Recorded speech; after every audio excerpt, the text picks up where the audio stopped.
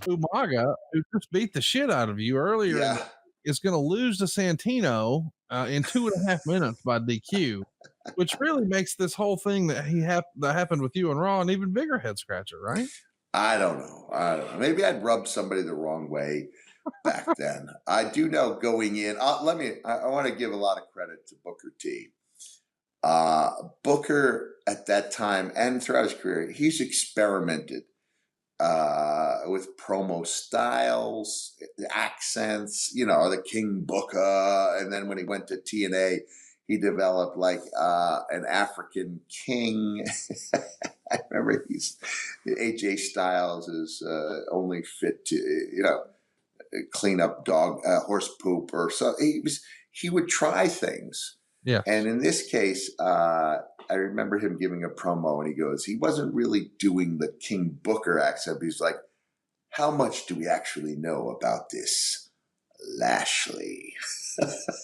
Yeah, great. We know he's an expert with munitions. There was some mystery. I can't remember what happened. And he's cutting a promo on Lashley. And I'm in the ring trying not to laugh because Booker is so entertaining and can be so,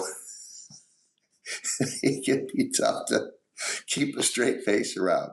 So we're trying to make this match make sense instead of just five guys jumbled together. And even when it was being laid out, by that time, the matches were more thoroughly laid out by producers. I remember thinking, I don't think there's enough stuff in here.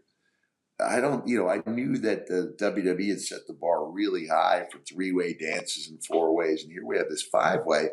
And there's a meeting and they lay out some stuff, all of which sounds good. And it's like, okay, sounds good.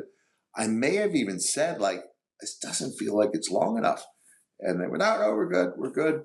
And if you go back, I believe it was only about an 11-minute five-way match.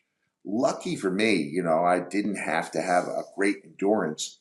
I will go back. This is not me picking or knocking on Booker T because things happen.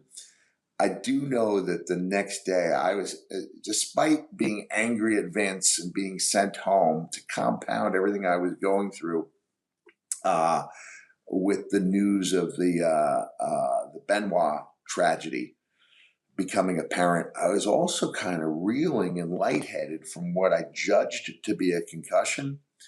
And when I got home a couple days later, I see the Raw show and they have not a super slow-mo, but a slow-mo, a Booker T's super kick on me.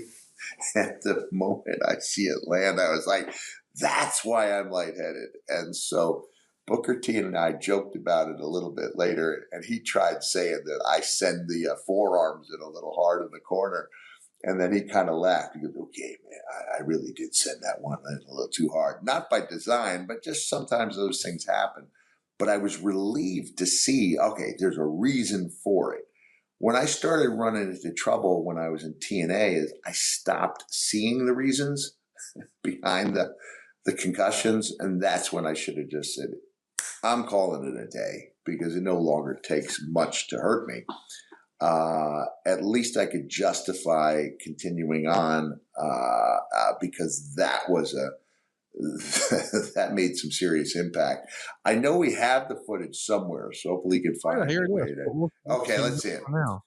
Okay, here we go. Now watch this kick. Boom! Watch my jaw. Bam! Yeah. Back and to the left. Back and to the left. There we go. This is the key shot. President going back and to his left. Back Boom. to the left. Back and to the left. I mean, that's a pretty legit kick there. Yeah, so that had me dazed and confused.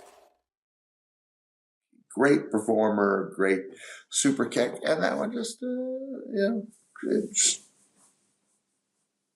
a little, not intentional, but just jolted the jaw a little bit.